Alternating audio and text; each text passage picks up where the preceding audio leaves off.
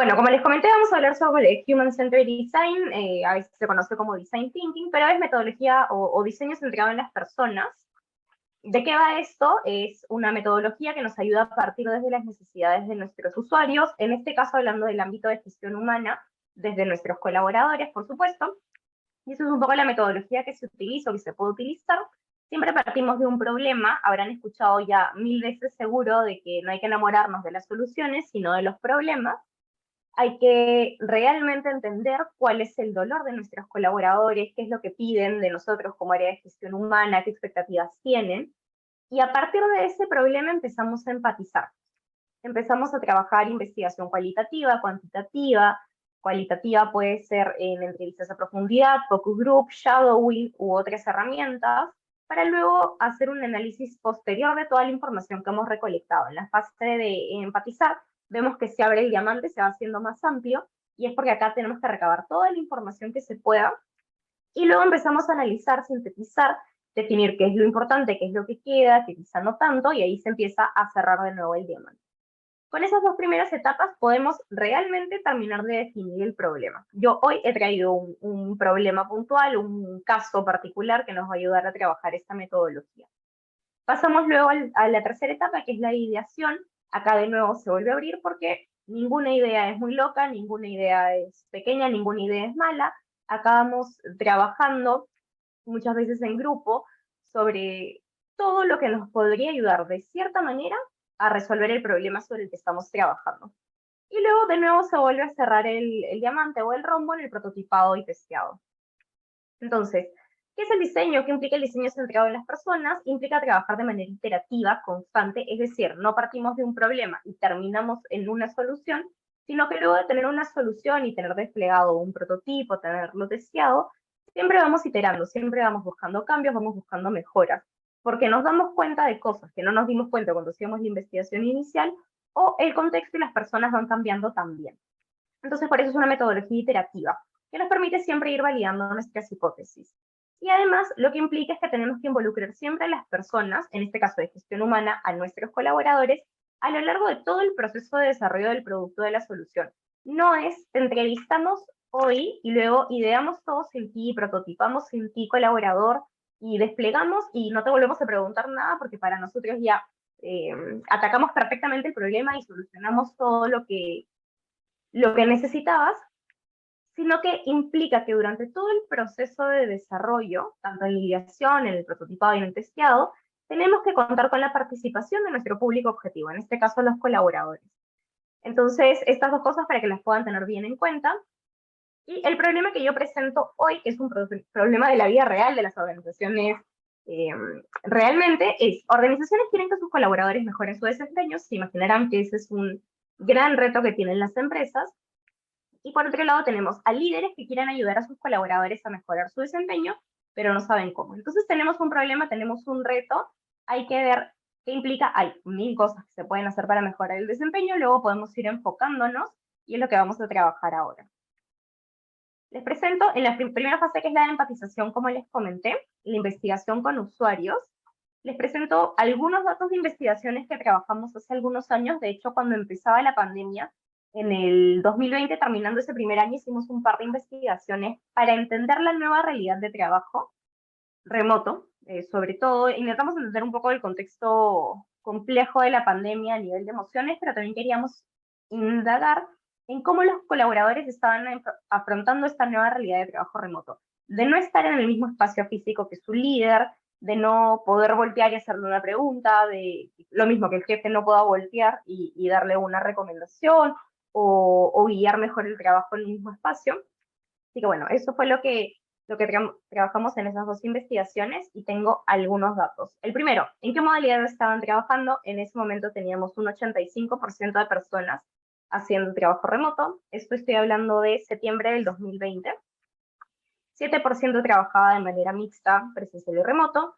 4% trabajaba de manera presencial y 4% contaba con un trabajo, pero no estaba trabajando ni presencial ni remoto, que era el caso de personas que sí o sí tenían que trabajar en presencial, por ejemplo, vendiendo en una tienda, pero en ese momento, por la pandemia, no estaban trabajando. Siguiente pregunta, ¿antes de la pandemia realizabas trabajo remoto? 48% no realizaba trabajo remoto. Esto nos parecía súper interesante porque veíamos que las personas no tenían quizá en ese momento, tuvimos que indagar un poco más, pero teníamos la hipótesis de que las personas no tenían el mindset de trabajo remoto, no tenían tanta estructura respecto a cómo trabajar en remoto y cómo se podía quizá desde el lado de los líderes facilitar las coordinaciones de trabajo entre el equipo, una hipótesis que nos planteamos. El 44% decía que a veces hacía trabajo remoto y el 8% que lo hacía siempre. La siguiente pregunta que tenemos es, ¿tu empresa te ha brindado herramientas digitales para realizar bien tu trabajo? Y nos dijeron el 80% que sí. Esto nos pareció súper interesante, de hecho nos sorprendió un poco, pensábamos que la realidad era que menos empresas daban herramientas digitales, pero nos pareció interesante, lo tomamos como un input bien importante, porque entendíamos que entonces ya venían trabajando con ciertas herramientas digitales que de cierta manera quizá tenían un manejo medio o bueno de la tecnología y que en caso nos planteáramos una solución digital podría funcionar bien porque son personas que ya están más o menos adaptadas a las herramientas digitales dentro del ámbito laboral. Tu empresa te brindaba herramientas digitales para mantenerte conectado con los demás. La anterior era para realizar tu trabajo y la segunda es para mantenerte conectado con tu equipo, con tus pares, con tus líderes o con tus colaboradores. Y el 86% nos dijo que sí, también es un porcentaje bastante alto, de nuevo nos sorprendió bastante, gratamente, y eso también nos parecía interesante y decíamos, bueno, la gente está más o menos acostumbrada a la tecnología, no es algo aparentemente nuevo, por lo menos de las personas a las cuales encuestamos, así que parece ser una opción interesante. ¿Te parece importante recibir retroalimentación constante en este contexto de trabajo remoto? Acá tuvimos un 62% de personas totalmente de acuerdo. 62% de las personas que encuestamos nos dijeron que sí, que para ellos y ellas era importante recibir retroalimentación constante, la del día a día, no de terminamos la evaluación de desempeño, me junto con mi jefe para recibir feedback, no, sino es la de hice algo bueno hoy, me felicitan hoy, hice algo que quizá no era tan bueno, me dan feedback constructivo en el momento. A pesar de no estar trabajando en el mismo espacio, recibes retroalimentación de tu jefe inmediato. Es un poco la contraparte de la pregunta anterior, porque queríamos saber, uno, expectativas, que es lo anterior, que decimos 62% espera eso. Y acá nos dimos con la sorpresa, quiero decir sorpresa, pero en verdad no nos vimos tan sorprendidas, que el 14% recibía, solo el 14% recibía feedback siempre. Entonces ahí empezamos a detectar ciertas brechas entre lo deseado y lo que realmente estaba sucediendo en las empresas, ¿no? Yo colaborador necesito feedback constante, pero yo colaborador no recibo realmente feedback constante. En nuestra experiencia, las empresas normalmente hacen sus reuniones formales de feedback una o dos veces al año, máximo 3 veces al año, que es, denominamos un hito, y por favor agenden las reuniones con sus colaboradores, se juntan 1 hora y dan el feedback. Eso, en un espacio formal. Pero acá de lo que estábamos hablando era del feedback del día a día. La mayoría de acá, me imagino, estudian en psicología, dado que es psicología quien organiza, y sabrán que los refuerzos de manera inmediata son los que nos son más útiles. Si tú hoy haces algo bueno y yo te refuerzo de aquí a 6 meses, la verdad es que el impacto es muchísimo menor. No es que no funcione, no es que no sirva, pero no es lo suficientemente potente como para impulsar el comportamiento. Entonces, feedback oportuno, constante del momento, es el que empezamos a detectar que estaba faltando y que además se estaba necesitando. Entonces, para investigación, ya entrando a la parte cualitativa, acá sí tengo datos que son creados, no son realmente de investigaciones reales o de entrevistas reales que trabajamos, pero quería darles algunos ejemplos. Buscamos en esta fase, que era la parte del diamante que se va abriendo, investigar en distintos tipos de usuarios. No vamos a investigar siempre en el colaborador o colaboradora millennial que tiene tantos años en la empresa, sino tenemos que buscar diversidad en nuestra muestra. Y algo que se recomienda un montón es tener usuarios extremos. Estos casos súper, no raros necesariamente en frecuencia de personas que cuentan con estas cualidades, pero usuarios que nos den insights interesantes por su tipo de perfil, que son perfiles extremos. Tengo algunos ejemplos. El primero, el jefe que solo da feedback una vez al año luego de la evaluación de desempeño, que es lo que les comentaba, y que solo resalta lo que se puede mejorar. Es ese jefe que solamente te dice, has hecho esto mal, tienes que mejorar esto para la próxima, pero no te dice qué es lo que vas trabajando bien. No te refuerza lo positivo, sino solamente lo negativo. Usuario 2, usuario extremo 2, es el jefe que siempre pide reuniones virtuales o presenciales para darle feedback a sus colaboradores. Es el que te agenda 7 veces al mes y te dice, nos vamos a juntar 20 minutos para darte feedback. Ese es otro caso, que es además un poco atípico. El usuario extremo número 3 es el colaborador que quiere darle feedback a sus pares y a su líder, pero no tiene la confianza para hacerlo o no encuentra el tiempo. Entonces tenemos una persona con deseo de darle feedback a otra persona. Estamos hablando de un colaborador que no es líder. Entonces yo como colaboradora le quiero dar feedback a mis pares, le quiero dar feedback a mi líder, siento que es importante, tengo cosas que decirles, pero me da vergüenza. No se los quiero decir, no siento que tenga la confianza, cómo se lo tomarán, qué pensará mi líder si le doy feedback constructivo, o por ahí no tengo tiempo para hacerlo. Y por último, el último usuario extremo que tengo de ejemplo es el colaborador que siempre le pide feedback a su líder, que siempre le pregunta, por favor, cómo estoy yendo, qué tal te pareció esto, en qué puedo mejorar, qué vengo haciendo bien, pero no lo recibe porque su jefe no tiene tiempo para tener una reunión. Entonces, esos son 4 usuarios extremos que es un ejemplo, como digo, que deberíamos buscar indagar para entender estas situaciones un poco más atípicas, qué es lo que podemos ofrecerles. Esto no quiere decir que no entrevistemos al colaborador regular que se juntan, no sé, una vez al mes con su jefe, tiene su reunión de feedback de 15 minutos, le dan lo positivo o lo negativo. No implica que no los investiguemos a ellos también, pero implica que no nos podemos quedar únicamente en el colaborador típico. Tenemos que ir más allá. Pasamos a la fase de analizar, como habíamos visto, toda la parte de investigación cualitativa, cuantitativa, en empatización, y tiene que ser extensa. No podemos entrevistar a 2 personas y decir, ya, terminamos, conocemos a todos nuestros colaboradores, entendemos sus necesidades y estamos listos para crear. No, tenemos que investigar un montón, dependerá mucho de qué tan grande es la organización, qué tan diverso es mi público. No es lo mismo una empresa que tiene a todo su personal o todo su staff administrativo, que está sentado en un escritorio, que está sentado desde su casa, a una empresa donde tienes staff administrativo, donde tienes personal operario, donde tienes gente trabajando remoto, gente trabajando presencial, gente en híbrido. Entonces, la variedad o la diversidad que requeramos de la muestra va a depender muchísimo de qué tan diversa sea realmente nuestra empresa. En la fase de analizar hay una metodología, un procedimiento, no sé si decirle metodología, que a mí me gusta un montón, que es para sintetizar la información cualitativa de nuestras entrevistas en profundidad, e incluso podría ser desde Focus, donde trabajamos las cosas que vamos sacando de estas entrevistas y las dividimos en highlights, que es eso importante, eso que me impactó, esas cosas que yo digo, qué importante, quizá no se me hubiera ocurrido, quizá eso es súper importante, me está confirmando algo que yo pensaba. También las preguntas, qué dudas nos quedan de mis entrevistas o de mis focus group. Esto además nos sirve un montón para posteriores entrevistas poder replantearnos la guía, las preguntas, para poder cubrir esto que nos queda todavía como duda.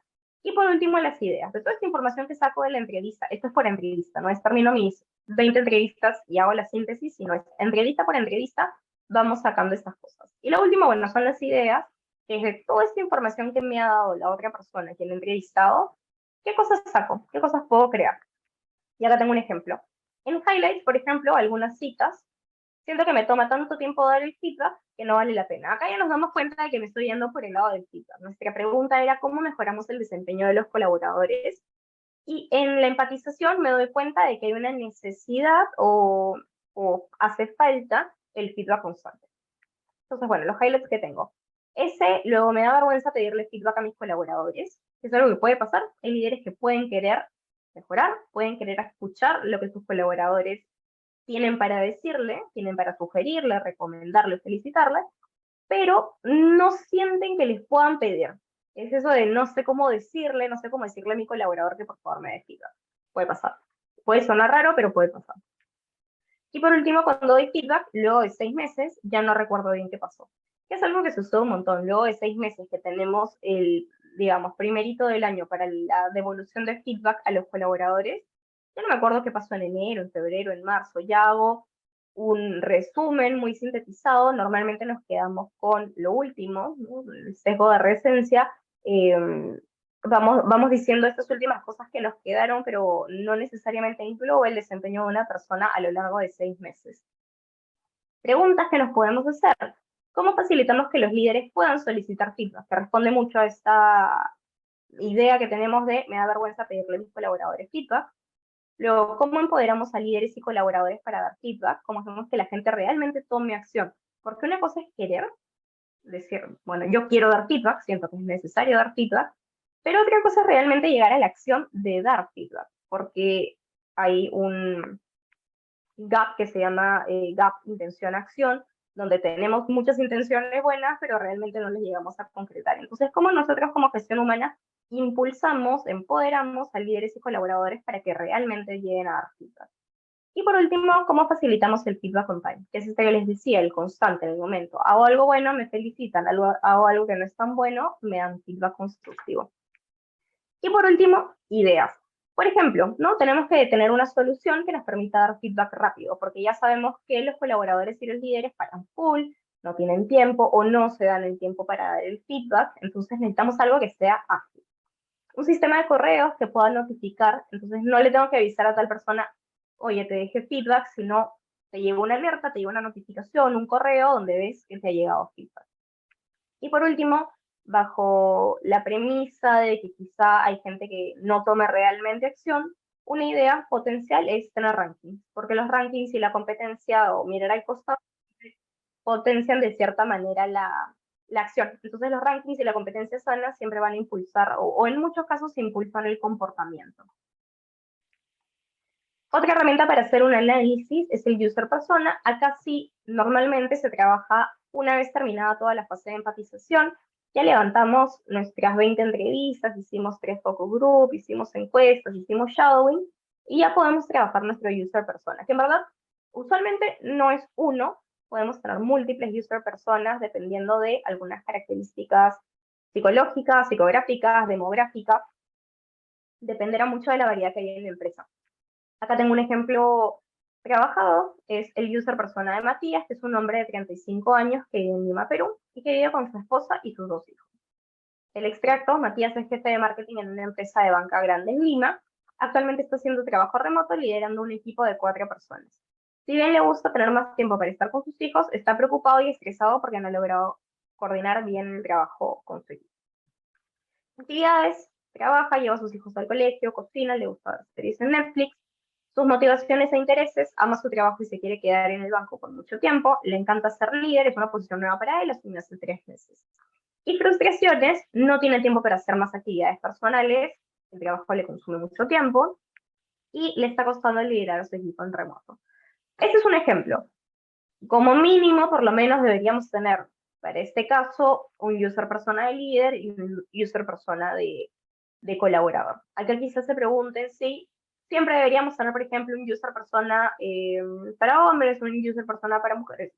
No necesariamente, si los perfiles son muy similares, no habría necesidad. Deberíamos tener user persona entre distintos rangos etarios, tampoco es necesario como tal, dependerá de las variaciones en estilos de trabajo, de vida, motivaciones, intereses que tengan estos distintos grupos demográficos en la empresa. Entonces podemos tener 2 user personas, podemos tener hasta 5 user personas, dependiendo de la variabilidad de comportamientos que hay. Esa es una herramienta súper útil porque muchas veces, sobre todo en gestión, no sé si sobre todo en gestión humana, pero algo que pasa es que como gestión humana también son colaboradores, son líderes, al igual que el resto. Muchas veces nos podemos poner en el centro del problema y decir, bueno, yo soy un colaborador, entonces yo también tengo las respuestas. Pero no es así porque somos un colaborador atípico, porque somos personas que están del otro lado, que están buscando llegar a soluciones. Que ojo, no quiere decir que nuestra opinión no interese, pero no somos realmente el usuario objetivo. Entonces, el user persona nos ayuda a enmarcar bien a estas personas a las que nos queremos dirigir, a quienes les queremos brindar una solución a sus problemas, necesidades, expectativas. Y pasamos a la ideación, que es el tercer paso.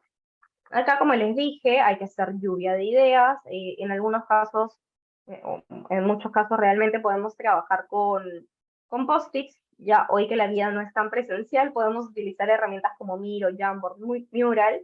De hecho, en algún momento, hace muchísimos años, hice un ejercicio de ideación que a mí me encantó.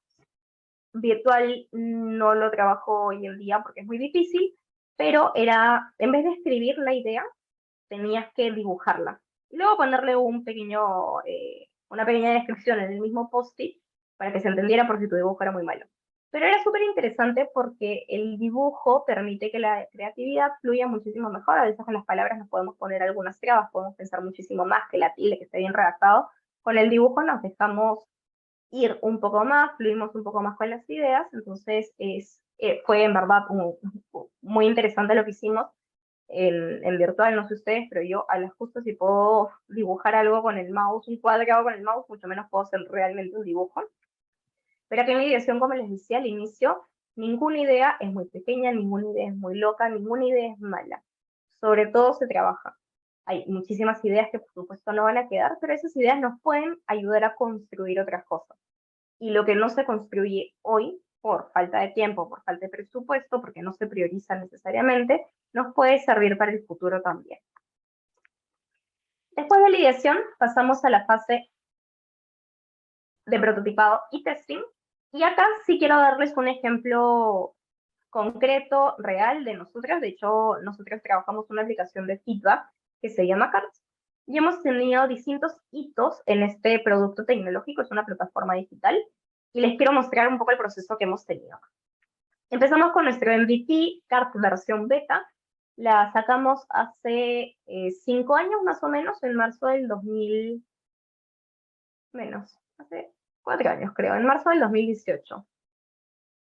Y era una versión chiquita y la sacamos dentro de la plataforma de desempeño. De hecho, esta versión nunca se llegó a implementar en cliente, pero tuvimos muchísimas reuniones comerciales y muchísimos feedback de las personas a las que visitábamos, empresas, potenciales clientes, y que nos ayudó a seguir mejorando esta versión. Esta versión de Cards, que es como les digo, nuestro MVP, nuestro producto mínimo viable, eran tarjetas, por eso Cards, donde gestión humana configuraba asuntos. Por ejemplo, buen trabajo, pero excelente trabajo. Puedes mejorar en esto. Que son tarjetas que nos permiten dar feedback a otras personas. Yo, por ejemplo, quiero ver lo que yo he recibido de excelente trabajo, que vemos acá que tengo 5. Le doy clic y me aparecía lo que me habían enviado. Entonces veo de tal persona, es el card de excelente trabajo y veo el mensaje que me envió. Era un sistema muy sencillo que cumplía el propósito de felicitar o retroalimentar en el momento. Si quería enviar un card, daba clic a nuevo card, elegía qué card, en este caso elegí excelente trabajo, y escribo para quién. Le podía poner el carácter de anónimo, si es que no quería que la otra persona supiera que era mío, y le escribió un mensaje.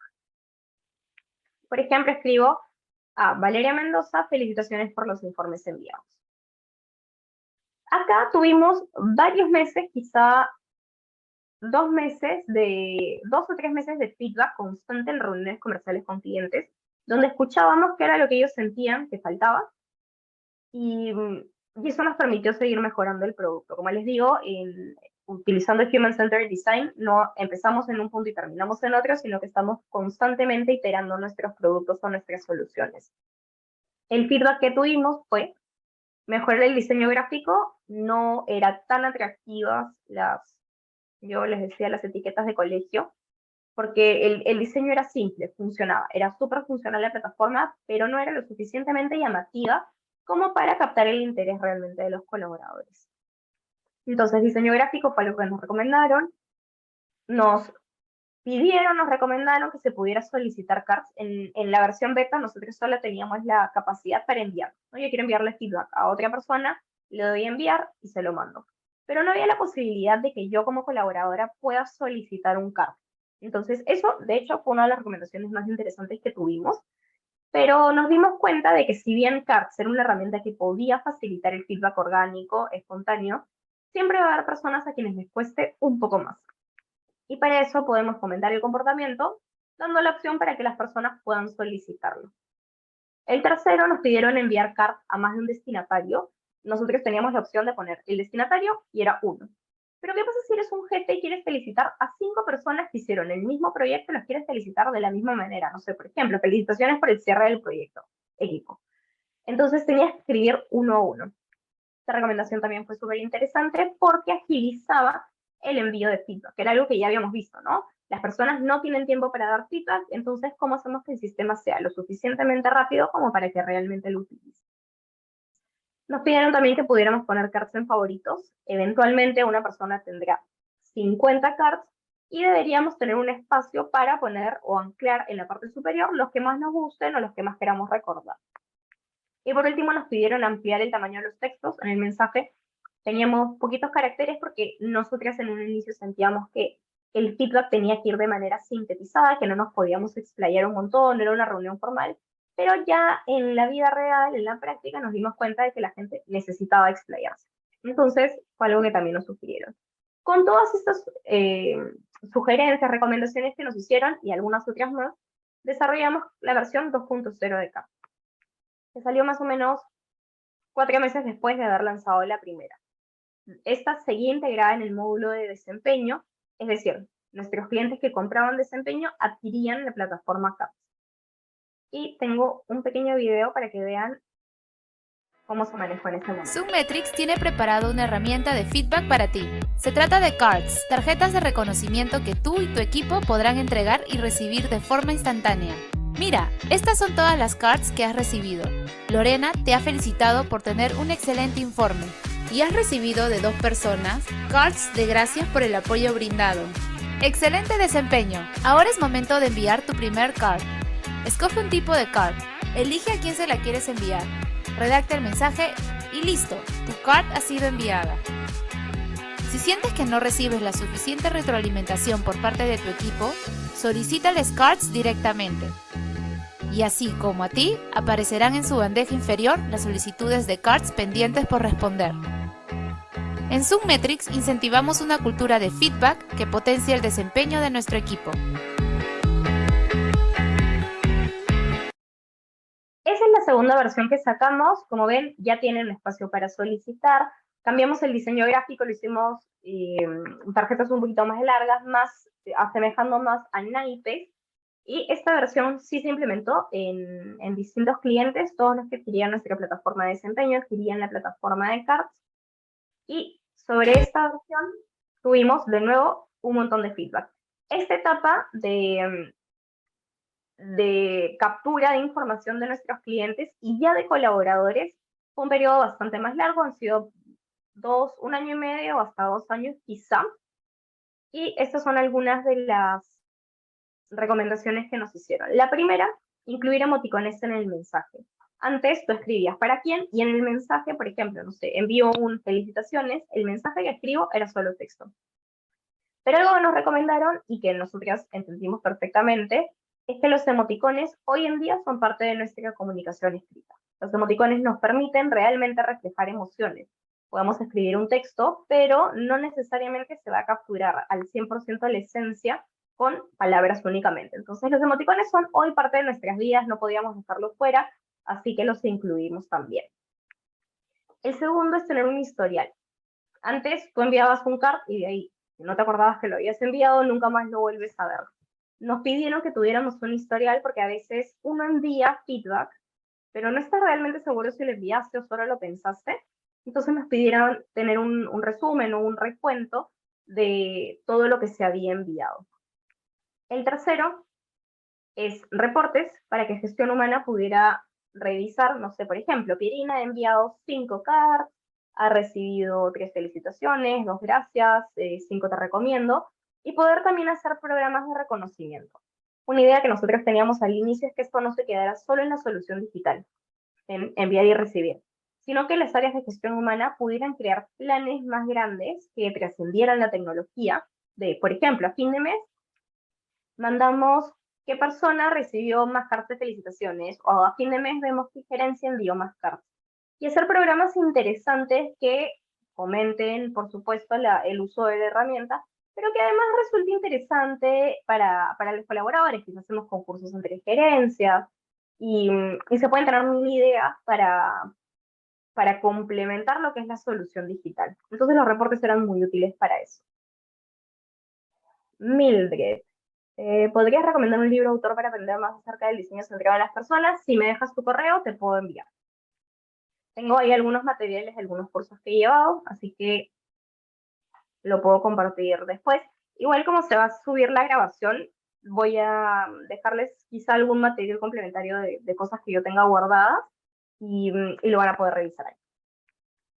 Luego nos pidieron quitar el anónimo. En los cards tú podías marcar si querías enviarlo de manera anónima o no.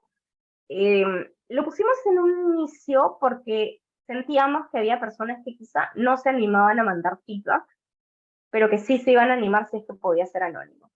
En la realidad nos dimos cuenta de que el carácter anónimo no es que nunca, o sea, nunca se utilizó de mala manera, pero había un temor en las empresas de decir, bueno, si la gente no se hace responsable de lo que dice, quizá te mandan cualquier cosa y te mandan cosas que no necesariamente sean constructivas.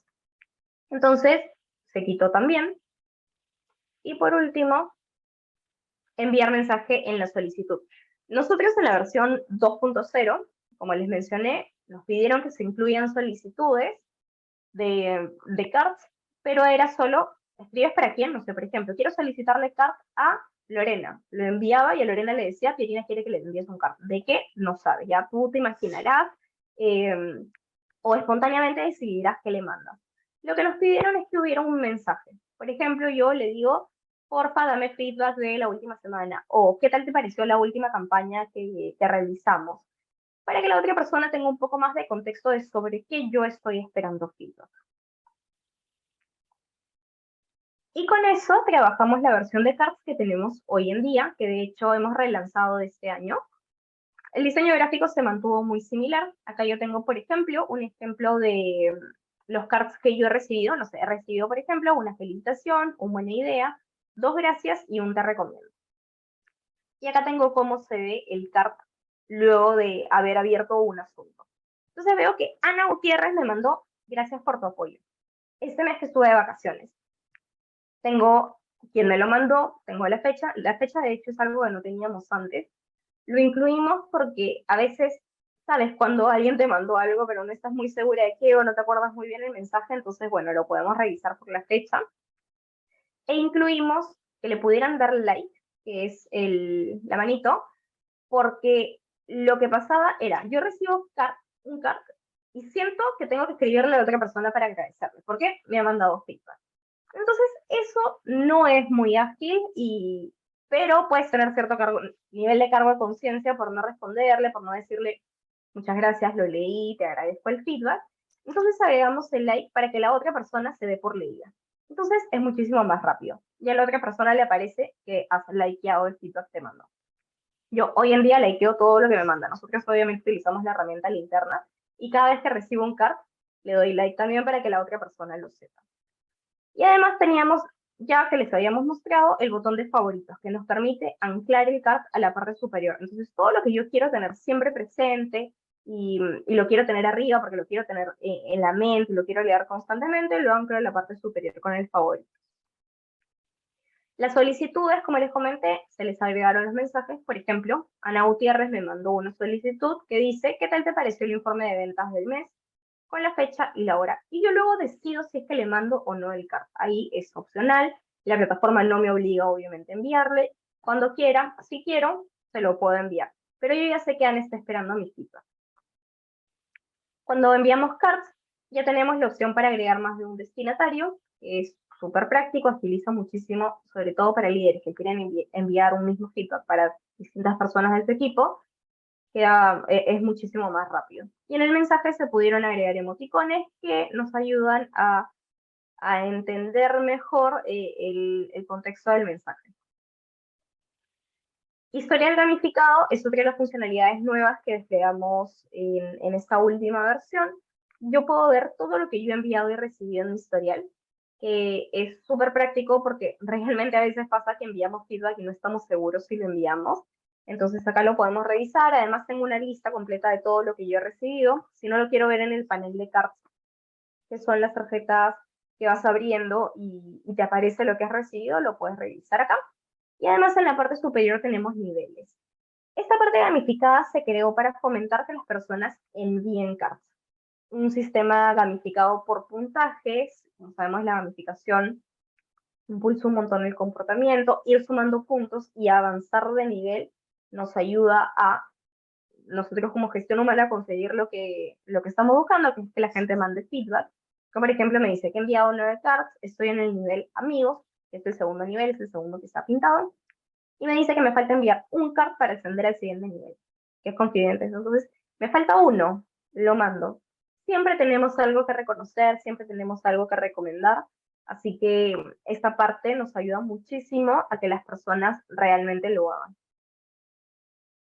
Y listo, eso es todo. Les agradezco muchísimo por haber estado. Si tuvieran alguna consulta, las leo. Y si no, está mi correo y cualquier duda que tengan de este u otro tema de gestión humana, sobre todo si tiene que ver con tecnología, que es lo que hoy en día más me gusta y en lo que trabajo, encantada de responderles.